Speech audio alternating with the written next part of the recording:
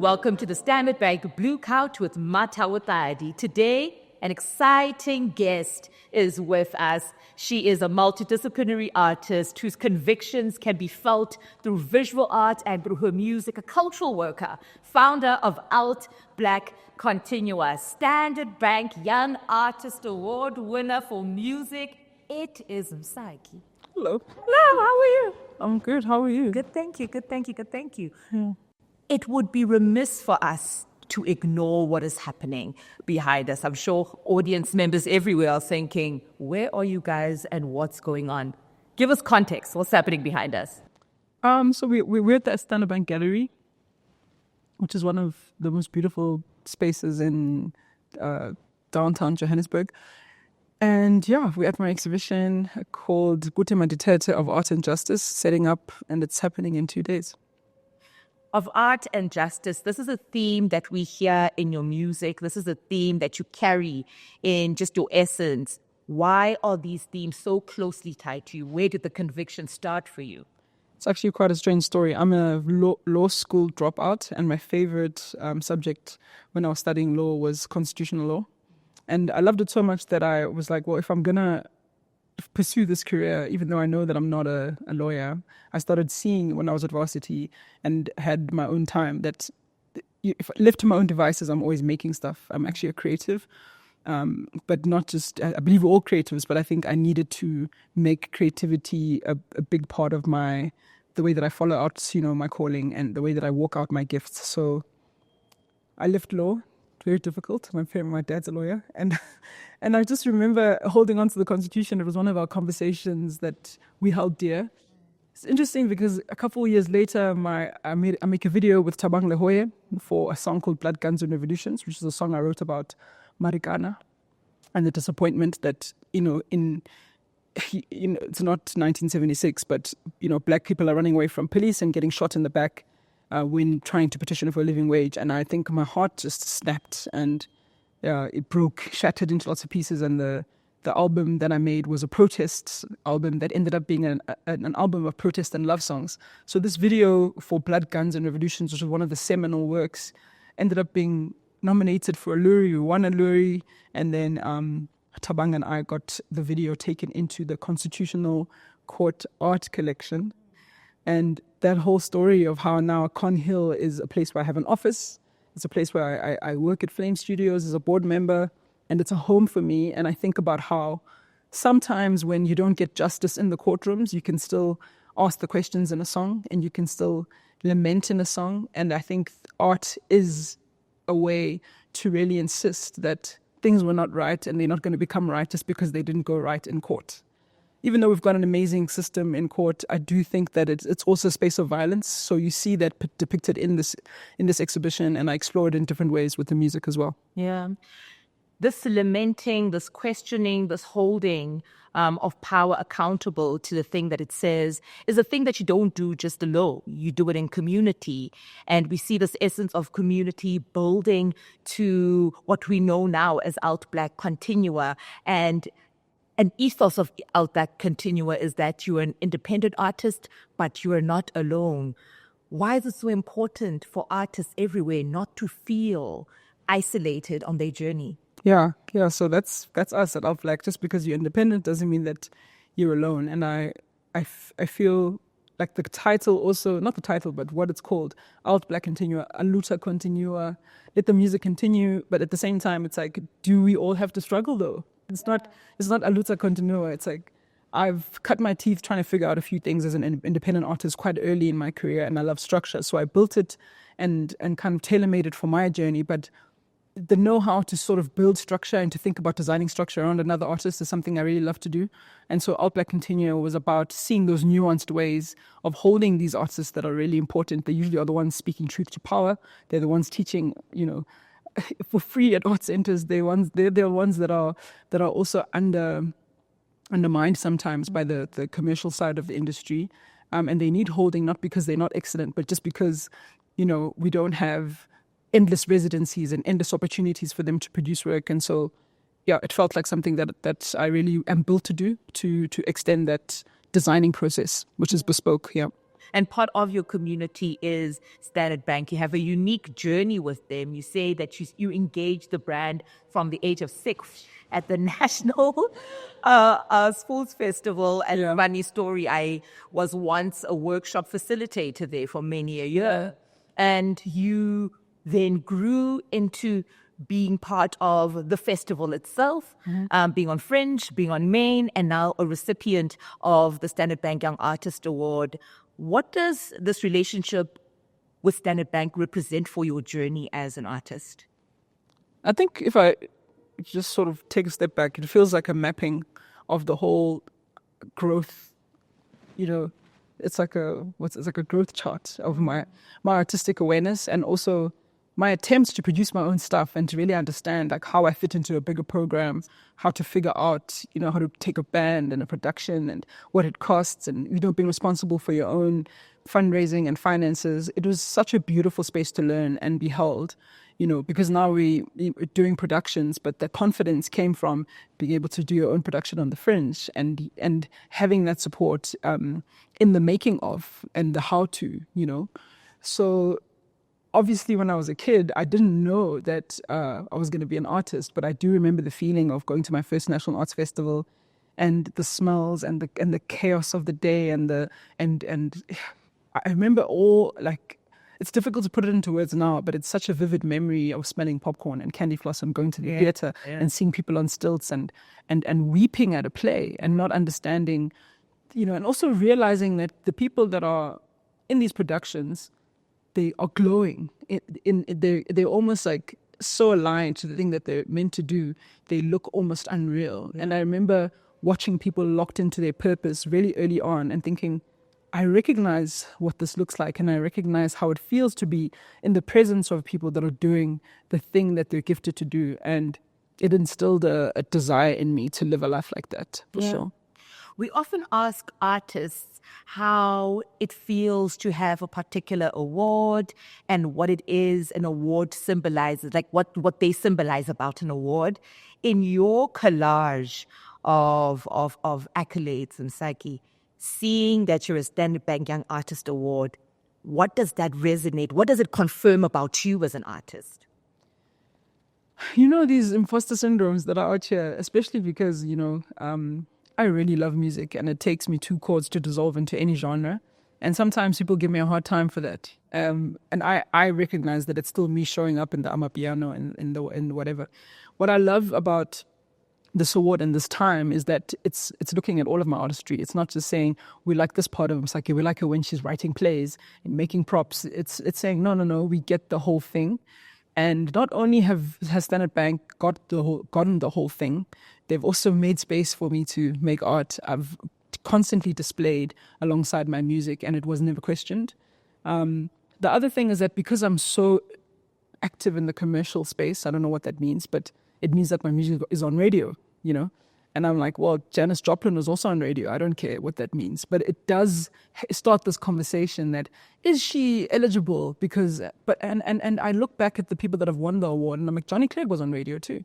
Maybe banned at the time that he was making music, but he was on radio all over the world. And that doesn't disqualify me from getting an art award that I think is really, really looking at, I respect everybody that's gotten this award in every medium. And it's not just looking at people that are popular, it's looking at people that are deserving. So it was a real pat on the back for me to say that we see you even though you work in different spaces. And I do so intentionally. I'm also blessed, and I don't take it for granted that I'm a slightly more visible artist in these spaces. I'm just telling myself on the inside, talking to that imposter syndrome, that being visible doesn't disqualify me from getting an award that I think is prestigious and is about the art. So it's really done something for me, just to accept myself, actually. And the body of work you presented, Delukufa, is an interdisciplinary approach to a singular message. People would have anticipated that you'd come with a band and sing, but you chose a different route. What was the conviction behind this approach? So, the exhibition that I put on at National Arts Festival 2 years ago when I was receiving the award, and it went with the concerts, but what preceded the art exhibition is that I spent 2 weeks in Grahamstown doing an intentional healing work with a friend of mine who's accompanied me in the spirit. And anytime that I need to do something intentionally in the spirit, umakhosakanyisa, to design these little songs to fetch myself from these tiny ruptures from growing up in Grahamstown. So I grew up in Makhanda. And as much as it's a beautiful town to be a child and to grow up, it's also a difficult town. It's also a town that is like a micro representation of some of the difficulties in South Africa.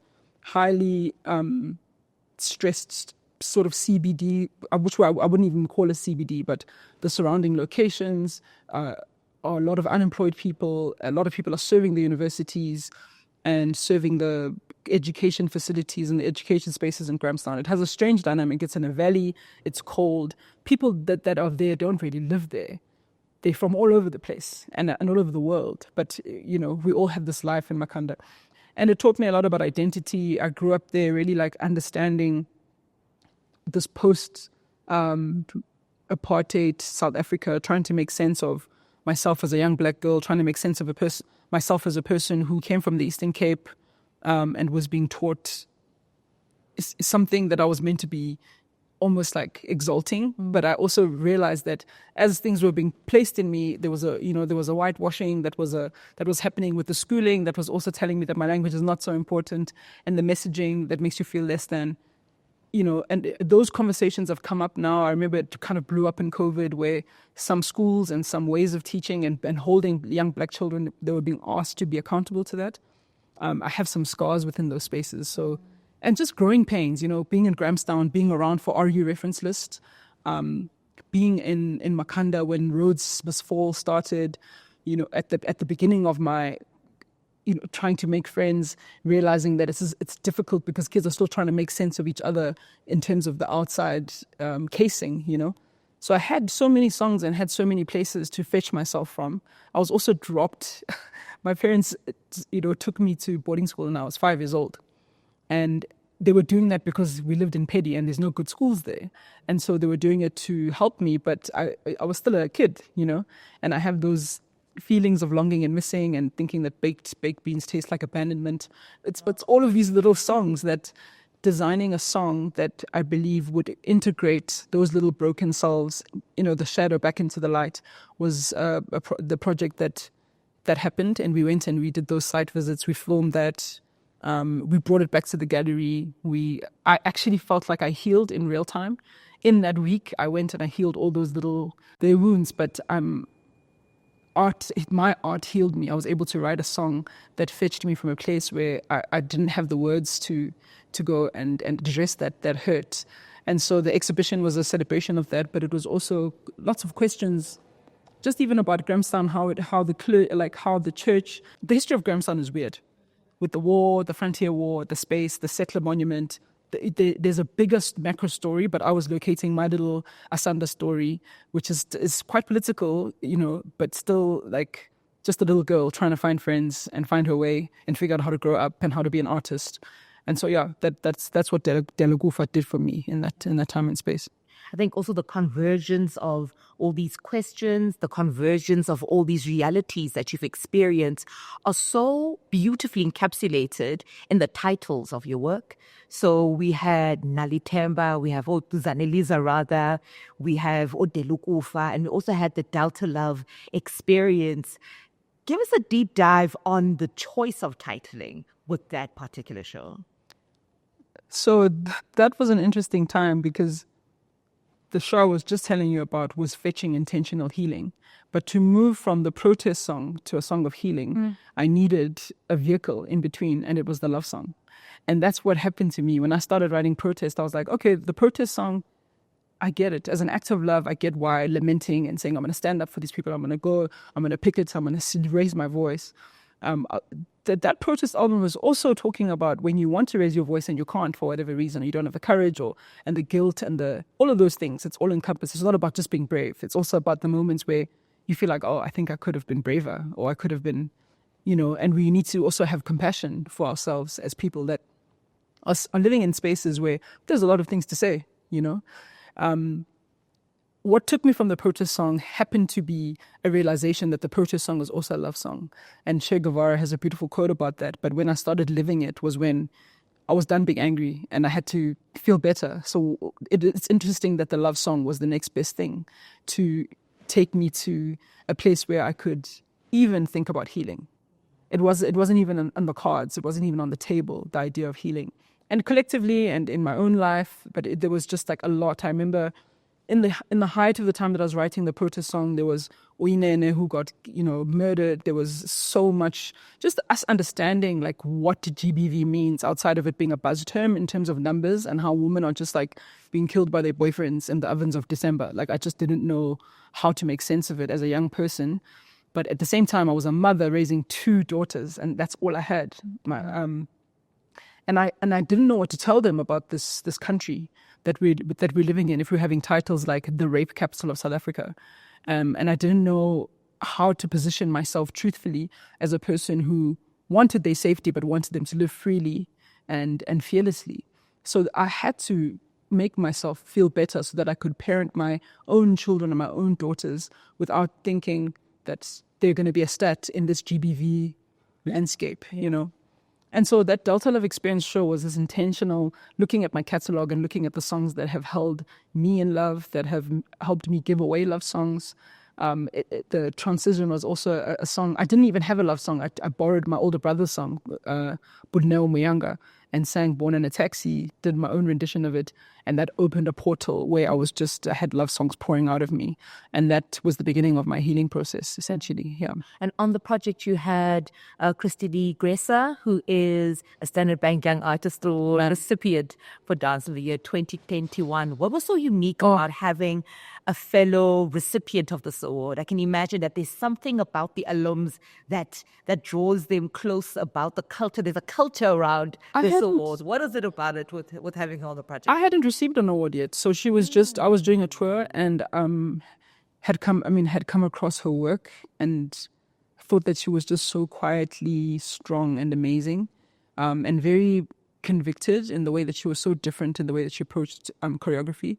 So I wanted to work with her, and I had a piece called Tiram that relied on motion and rhythm to convey the kind of underlying story of the song. So we started there, and we worked together in the Delta Love Experience, and it was just, I was in awe of her because she was a recipient. She was a current winner of the Dance Award. And this is the cool thing about the Standard Bank Young Artist Award, is that I think everybody's following who's getting it in every category. It's not just because I'm a musician. I'm not only interested in the musicians. I know who's gotten it for theatre. I know who's gotten it for poetry for the first time last year, which was incredible. So, yeah, it's a whole community that I think is respected by people that really love art. Yeah. And she was no different. Yeah. You do a lot of work around advocating for arts, creativity, in being immersed in public spaces, right? We speak about the International Public Arts Festival. We're speaking about infecting the city, Josie. My Josie, what is your conviction about creativity? Yeah. Fully rooting itself in public spaces and that correlating to the redress of social ills? Okay, so I could talk about this for hours because I genuinely know we've got time. We've got time. I really think that creativity can change the world, and my optimism for how a city can change because of art is very high. I've seen it happen, but I've also, had perspective where it's like we want Joburg to be a safer city where people are comfortable having their businesses and taking their families. When I moved from the Eastern Cape, when I first came here on a bus, trying to do my first few shows, I was able to go to an open mic in the city. You could locate the scene in the city, in Melville. There were places that you could point to. That is very difficult today because the venues can't stay open. People are still trying to recover from COVID. But I do remember even before COVID, you couldn't really say that's where the music is happening. That's where the art is happening. And that makes me sad as a person who arrived here, cut my teeth, grew myself as an artist, was able to kind of spar with my peers. You go to the open mic session, you don't want to bring the same poem, you don't want to bring the same song. There's a competition element to the city that makes you want to be better as an artist. And that's why Johannesburg is the place that everybody is coming to try and make it, the whole concept of making it, And so there's a sadness that I have now that this, but I also think I'm seeing so many beautiful things, and I work in so many different areas within development and also within commercial spaces where I want to be one of those storytellers that says, hey, there's actually more good happening. And can we pool our success stories so that we can imagine Johannesburg healthier and alive and thriving because of the arts? If I think about what Infecting the City has done for Cape Town, to think that a path of performances now makes people unafraid. People that would never, they live in Durbanville, they're like, I don't go to the city. But because there's an activation there and there's an installation there, there's a play there, absolutely fine to leave their car there and carve a whole path out, doing something in the newer parts of the city, reclaiming space. So I think art has that. I mean, it's not just about public sculptures. It's about activating venues, capacitating, spaces that already exist to say, do you have a development program? Do you have an open mic? Yes, we know that you have budget to book the artists on a Saturday when you have money, but on the Thursday, what are you doing? Can you do something for the community, the artists that are just in your radius, so they know that they can go do something there and be seen and grow and maybe aspire for that slot on a Saturday that you pay for, that you have budget for? It's things like that and conversations that I'm also doing through Josie Majosi. I work with them quite closely. In fact, I'm kind of just like the head cheerleader for music alongside Dawn Robertson, who's just creativity in general. And it's one of my favorite things to think about in the week. And I love joining the dots to say good things are happening. Yeah. In the spirit of joining the dots, we are 10 years into your legacy in music. And it is encapsulated through a concert that we are so excited to be a part of, to see Kamaku in symphony. For those who don't understand the value or the importance or the weight of the word Kamaku, please invite us into that. So there's so many beautiful ways to enter that conversation. I mean, it can just be seen as a spiritual acknowledgement or an agreement, saying, I accept the covenant, we say Kamaku, you're agreeing to whatever it is. I really see it as an acceptance of things that you fully understand or things and things that you completely are in the dark about. But it's that, I'm here now, things are unfolding as they should. Tamago to this moment, Tamago to the path ahead. There's definitely a weight of gratitude that just sort of holds the word together. You can't say Tamago with a posture of heart that isn't saying thank you, which I think is a beautiful. I think if you're going to speak and you don't know what to say, thank you is a good place to start. When I don't know what to pray, I'm just like, thank you. I got legs that work, lungs that work. I'm awake for another day. I don't have sophisticated words, but this is the song that I think I want to focus on. If I look back on the last 10 years, that's definitely what lands on my lap first. It's a song of gratitude. Also because it's difficult to be in the arts, and I've been able to have a career in the arts for 10 years that can't be taken for granted. I've been able to work with everyone that I've wanted to work with in this country. I've been able to build in a way that I think I'm trying to make sense to my community, even more so now that I'm off stage and I'm really just trying to have time to build. But I'm proud of my attempt to walk into my, what I think I'm here to do. I think I have enough clues to pursue it in a way that's true. And so just that acknowledgement that I think I'm actually on the right path for myself, and also to say, I can even trace a lineage of where this gift comes from in my family. I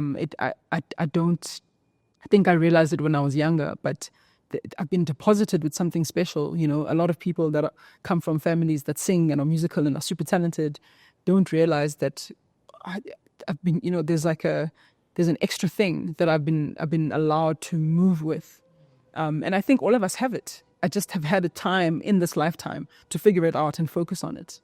And that special encoding that we all have that says, this is the Mathabo-shaped journey, and this is what you're going to need to unlock it. It needs a little bit of discovery, but it's there. So I'm acknowledging that all of these things have been here all along. Some I'm going to uncover on the way, but I am complete. Yeah. And you mentioned that the size of the gratitude needs to match the size of the affair. And this is a grand affair that you're going to on the 12th of December at Sunbet Arena. 20 collaborators. I dare say, Msaki, this is going to be a first of its kind orchestral spectacle.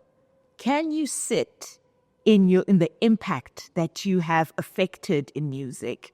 Can you sit in the impact that you have affected in visual arts? And can you sit in the impact that you've affected in the general community of creatives? And when you look back, what do you hope is said most about you in these spaces? Okay, I mean, it's 10 years is a lot, but it's also only been 10 years. So the thing I'm thinking about is just cementing the floor. It feels like a ceiling, but it's also the floor for the next 10 years. What does it look like? It definitely looks like how the art now for me, there's a challenge to try and see how to serve with it in a way that I think is sustainable and and balanced, right, and intentional. So yes, I've been given this gift where I can sing and I love music and I can collaborate with people. And a note on collaboration for me is that I believe that is a very beautiful way to let somebody come and meet you where your limitation is. So this is why I can't do this time and do this concert alone. It's where I'm like, well, I don't know how to make drums like that. I don't know how to produce like that. I don't know how to write like that. I don't know how to dance like Kristen. So all of these things they present themselves as a problem. But if you actually look, it's like, that's an invitation to say, well, that's your strength. Let's do something together. I get to honor those relationships because they've given to me exponentially. So that's the first thing. I think I want the people that I've worked with to say that she values us, and a lot of them have come back and we've done more work together. We've got 2-3 songs to get through. That says something to me, that we've locked in and we've found, okay, what were we supposed to say together? And we've understood the fragrance of that and we've really explored it with an intentionality. The other thing I would like, maybe, I don't know if I have anything that I'd like my friends to say about me. I hope they say that I was kind and an easy collaborator. I hope that people say that I was able to make space, for the soul of the song to emerge. Whatever that we were supposed to do together doesn't get affected by whatever limitation or my ego or their ego. I hope that all of us can truly say that we dissolved in the moment where we got a chance to create, because there's something magical there. There's no song at 1:00. There is a song at 2:30. What is that? And I hope that everybody forever stays in the awe of that magic that we get to walk in. There was 2 days ago, there were blank walls here. There's a whole team making sure that my vision, something that's living inside of my head, gets to become tangible. That can't be taken for granted. And I think I hope that people feel my gratitude for that. I hope that I have the courage to express it often. And if they know that they worked with a person who was grateful, who didn't take things for granted, who saw and valued them, that would be an achievement for me. Thank you so much for your time, Msaki, and we are so, so, so excited for your current endeavors. And this 10 years is etched in the memories of many South African and even a global member in the global music community. You have made your mark, and congratulations on all of your accolades. Thank you so much. Thank you. Everyone, you know what to do. Follow us. It's at Standard Bank Arts across all social media networks. And please do come to the Standard Bank Gallery to witness Kuti Manditete, an exhibition by Msaki, co-curated by Dr. Samim Julie. And we will see you at Sunbet Arena to experience the glory that is Amago in Symphony, 12th December, Sunbet Arena, Pretoria. And I'm Mathabo Tlali, and remember that it is Standard Bank, champion of the arts.